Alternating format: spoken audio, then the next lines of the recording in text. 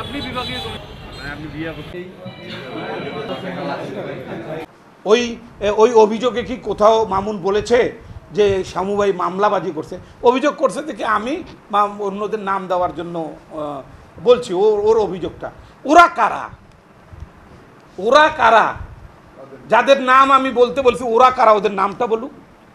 তারা নিশ্চয়ই আওয়ামী লীগের বাইরে। যদি সে এই কথাটা বলতেছে তাহলে আওয়ামী লীগের লোককে শেল্টার দেওয়ার জন্য বিএনপির নামধারী নেতা কাউসার জামান বাবলা কেন চেষ্টা করতেছে? আওয়ামী লীগের লোকের নামে যদি মামলা হয়ে থাকে তাহলে বিএনপির লোক কেন চেষ্টা করবে সেই মামলা প্রত্যাহারের জন্য? কেন চেষ্টা করবে আমাকে বুঝান।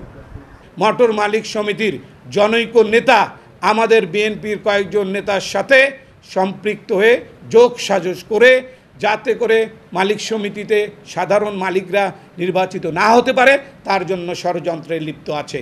এবং রংপুর মোটর শ্রমিক ইউনিয়নে জাতীয়তাবাদী শ্রমিক দলের যারা ত্যাগী কর্মী নেতা আছে তারা যাতে ওখানে নির্বাচিত না হতে পারে, ওই আওয়ামী লীগের প্রেতাত্মা যারা এখনও আছে তারাও যেন আগামীতে থাকতে পারে সেই ষড়যন্ত্রে তারা লিপ্ত আছে। আমি বলতে চাই, আমরা যারা রংপুর মহানগর বিএনপির নেতাকর্মী আছি, আমরা রংপুর বিএনপিকে শক্তিশালী করার জন্য যত রকম কষ্ট করার জন্য আমরা সবাই সেটা করব।